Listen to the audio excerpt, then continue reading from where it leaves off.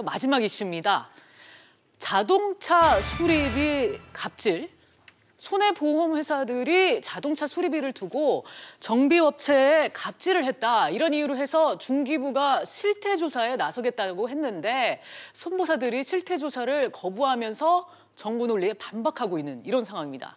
차 변호사님, 일단 지금 어떤 상황인지 정리 좀 해주세요. 그렇습니다. 우리가 오늘 지금 비가 오고 있습니다만 아마 접촉사고가 좀 많을 것 같은데요.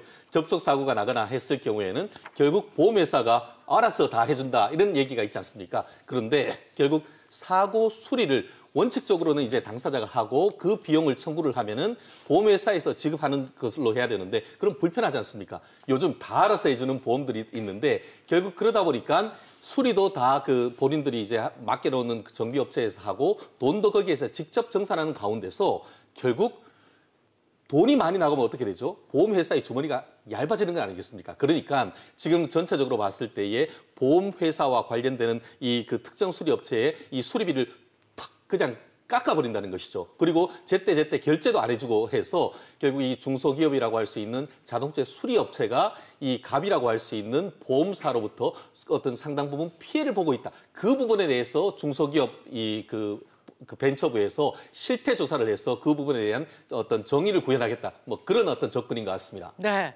오 교수님 좀 개인적인 질문인데 혹시 자동차가 사고가 났거나 고장났을 경우 어떻게 하세요? 사실 지금 얘기하신 것처럼 손해보험회사에 전화를 해서 제가 가입한 데서 추천하는 정비업체에 입고하거나 하는 경우가 많이 있죠. 네, 이 질문을 왜 드렸냐면 흔히 이제 자동차 사고가 나서 정비업체에 수리를 맡기면 보험사가 이제 알아서 처리해주는 경우가 많은데 이게 원칙상으로는 잘못된 방식이라면서요, 변호사님? 네, 보험 약관상은 아까 제가 좀 간단히 말씀드렸습니다만 원칙적으로 본인이 그 수리를 하고 그렇다고 하면은 그 수리비 영수증에 있어서 그 수리업체에 돈을 지급하면은 그 영수증을 첨부를 해서 보험회사에 지급을 하면은 보험회사는 이 수리업체가 아니고 보험 가입했는 계약자에게 지급하는 것이 원칙입니다. 그런데 우리 직장 다니는 사람 바쁘잖아요. 그러면은 이와 같은 그 과정을 간소화해서 차만 어떻게 보면 레카차로 해서 입고를 시켜주면은 그 이후에는 다 이게 보험회사에서 처리를 하는 그런 과정이 있는데 결국 보험 약관을 따른다라고 한다고 하면은 말씀드렸듯이 계약대로 아까 그 이행이 되겠지만 이 고객의 만족도, 고객의 편의를 위한 차원에서 마치 어떻게 보면은 보험 계약사가 이 그 보험 그 수리업체와 직접 계약을 하는 위탁 계약을 하는 그런 외관을 보이는데 결국 그 부분을 형식적으로 어떤 계약 과정으로 볼 것이냐 아니면은 실질적으로 그 보험 계약사와 보험사와 이 수리업체가 사실상 위탁 관계가 있느냐 이걸 보고 형식과 실질 어떤 게 맞느냐를 두고 이 보험회사와 이 중소기업 벤처부가 힘겨루기를 하는 그런 양상인 것 같습니다. 네.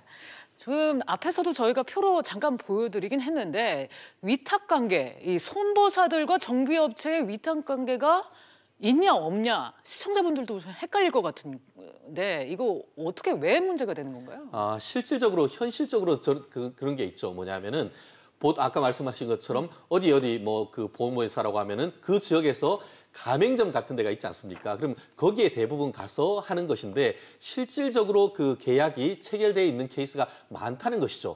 다만 그럼에도 불구하고 이 그 보험회사가 반발하는 것은 원칙적으로 이제 그 보험 수리비를 많이 내면은 그거는 결국 보험 금액 증가가 돼서 결국은 보험 계약자가 부담하는 것 아니냐. 그렇다고 하면은 그 소비자로서는 그 수리비가 적절한지 알 수가 없다. 그러면 그 보험 수리비가 적절한지 여부를 판단하는 것도 보험회사가 당연히 하는 것이다. 네. 그런데 그거를 가지고 왜 부당하다고 하면서 우리 경영에 간섭을 하려 드느냐. 이런 부분에 있어서 그 문제를 제기를 하면서 말씀드렸듯이 그 중소기업 벤처부에서 현장 조사하는 것까지도 지금 거부를 하고 있는 그런 상황인 것 같습니다. 네, 교수님 이렇게 산업계의 특성을 봤을 때 이 위탁관계 여부 어떻게 보세요?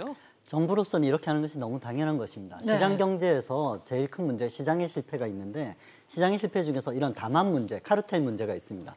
이렇게 정비업체를 보험회사가 정해서 가격을 형성하게 되면 사실 소비자한테 손해가 가는 것이 경제학 이론에서는 당연한 것으로 밝혀져 있고요. 네. 정부로서는 공정한 경쟁과 시장 진입 장벽을 제거해서 새로운 서비스, 더 나은 서비스와 적절한 가격을 소비자한테 돌려주기 위해서 이런 정책을 하는 것으로 보입니다. 네, 그러면은 교수님 짧게 앞으로 어떻게 상황이 전개될 걸로 전망하시는지요? 정부로서는 여기 공정거래에 대한 문제이기 때문에 시장경제 질서를 확립하는 차원에서 아마 좀 더 개선된 방향을 합의하려고 들 것이라 보입니다. 네, 알겠습니다. 오늘은 최진영 변호사와 오대원 교수님과 얘기를 나눠봤습니다. 오늘 두 분 말씀 여기까지 들을게요. 감사합니다.